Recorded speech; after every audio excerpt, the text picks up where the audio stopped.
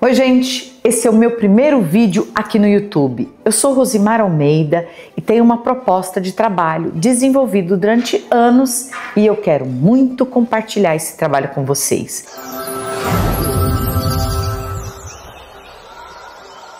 Eu falo sobre posicionamento, eu falo sobre sucesso, performance e mais. Eu também falo sobre posicionamento sistêmico. Dentro de tudo isso que a gente pensa que está fora, o que é o nosso interno que governa esse nosso comportamento? Muitas vezes a gente acredita que o comportamento é algo que nos direciona, que faz com que a gente tenha resultados ou não. A gente acredita que a gente controla comportamento. Pois é, só que não é bem assim. Aquela velha história de que eu posso ser quem eu quiser ser depende do quê? Depende do autoconhecimento, depende daquilo que eu sei sobre mim, sobre a minha luz e sobre a minha sombra. A luz é aquela referência, aquilo que você já sabe, aquilo que você enxergou, aquilo que te deu direcionamento. E a sombra, ela não é aquela coisa, nossa, que horrível, eu tenho sombras, eu sou um ser de outro planeta, ou nossa, eu não consegui evoluir. Não é isso. A interpretação sobre as sombras se faz dentro daquilo que a gente ignora, tudo aquilo que a gente não sabe sobre o mundo, sobre as coisas e principalmente sobre a gente. E como diz a filosofia, só sei que nada sei, é importante que a gente assuma que tem milhões de coisas que a gente pode saber sobre a gente.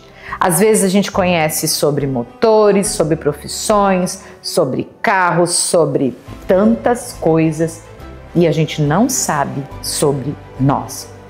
Às vezes, a gente sabe dos papéis que a gente ocupa. Papel de mãe, de filha, de professora, de advogada, de empresária. Mas a gente não sabe verdadeiramente, dentro da gente, quem somos nós. A pessoa apaixonada, amorosa, a pessoa reativa, proativa, a pessoa que tem compaixão, que tem complacência. Muitas vezes a gente esconde quem nós somos internamente pelos papéis que a gente realiza. E dentro desses papéis a gente vai se posicionando. Mas se a gente não sabe exatamente de onde vem esse posicionamento, de onde vem esse comportamento, o inconsciente domina. Aquilo que mora numa zona de sombra, do escuro, a zona que eu ainda não acessei. E quando essa zona é acessada, nós temos uma coisa chamada percepção. Nós começamos a perceber aquilo que a gente pode e que não pode fazer com consciência do ato. E neste papel, trabalhando pessoas há 20 anos, entregando um treinamento de comportamento humano e performance há mais de 10 anos, eu venho aqui colocar um pouco disso para você. E hoje eu vou falar do sentir. Que sentir é esse que governa a nossa vida? Que sentir é esse que a gente sabota? Vocês sabiam que nós nascemos com emoções básicas? Segundo Eric Berne, nascemos com 5 emoções básicas: amor, tristeza, raiva, medo e alegria. E sabe o que a gente faz com isso? Muitas vezes a gente sabota. A gente desliga o botãozinho. É como se a gente tivesse uma máquina de lavar roupas que tivesse muitos atributos e a gente usasse só um. Tem vários ciclos, mas eu uso um porque eu já estou acostumado. Então, às vezes, nós sabotamos uma das emoções. E quando a gente sabota uma emoção, outra tem uma tendência muito grande em ficar exacerbada, exagerada. Por exemplo, se você sabota a tristeza, não, minha vida não dá tempo de sentir tristeza, não. Eu vou agindo, reagindo, vou vivendo, vou tocando. Pois é, se você sabota a tristeza, talvez a sua raiva esteja no nível hard, porque desequilibra e uma sobe muito. Mais uma coisa que eu tenho para dizer para vocês sobre emoções. É uma reação intrapsíquica. Então a gente não domina, a gente não controla.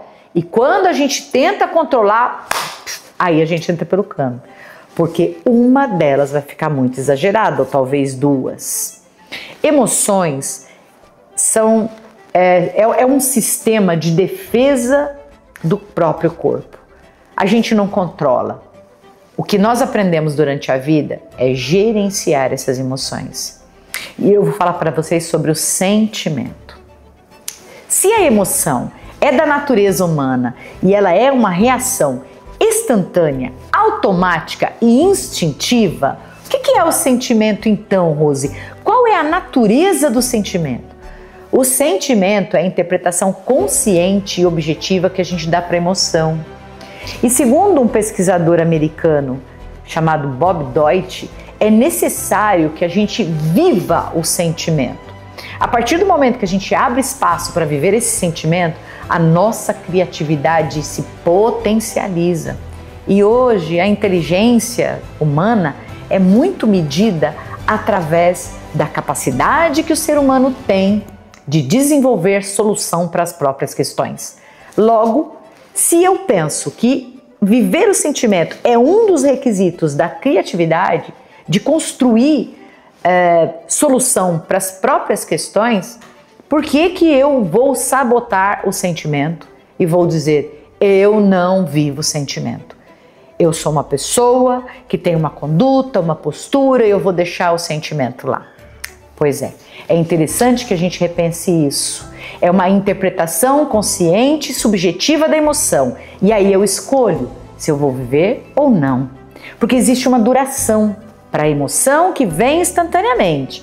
Ela é curta e passageira.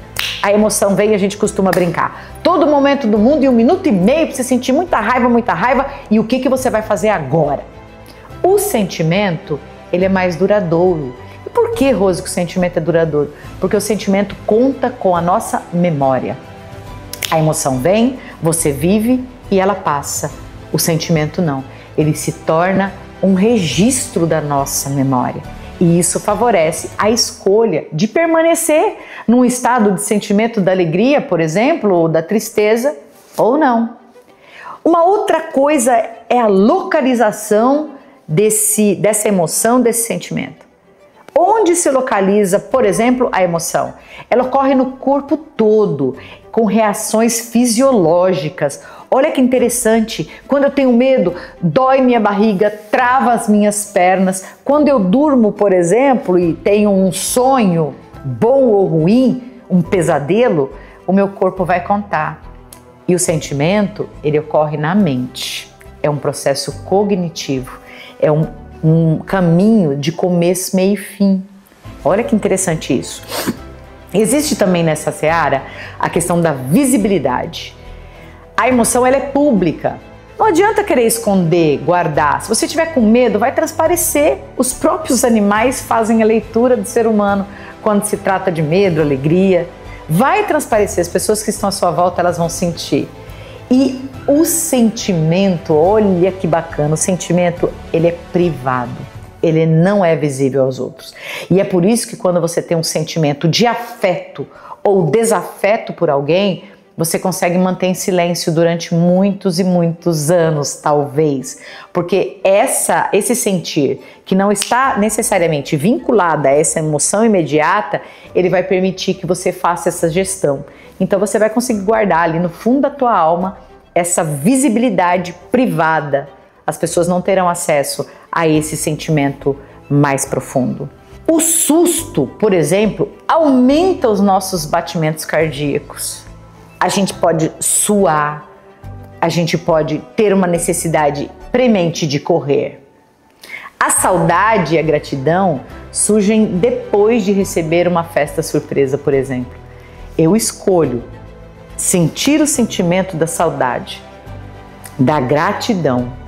Eu escolho trazer as melhores memórias daquilo que eu vivi. Já na emoção, ela é automática e vai acontecer de imediato. Já que esse sentir é algo que eu posso gerenciar, quais são os sentimentos que eu trago para mim hoje, com relação aos meus posicionamentos? Que tipo de encaminhamentos eu dou ao meu comportamento em razão daquilo que eu senti? Eu deixo claro e evidente e aparente? Eu me permito sentir na totalidade? Uma coisa que eu fiz comigo foi um compromisso de não sabotar o meu sentimento. Se eu estou sentindo algo por alguém, se eu tenho um sentimento com relação à vida, permita. Eu me permito viver esse sentimento. Então é isso. Falei um pouco a respeito de sentimentos num paralelo com emoções. E se você gostou desse conteúdo, se tem alguém que você quer transmitir, clique aqui e compartilha. E segue o nosso canal. Dê um joinha, porque a YouTube entende que você gostou do conteúdo e entrega para mais pessoas. Fique conosco, porque muitas coisas estão por vir. E até mais. Vem comigo!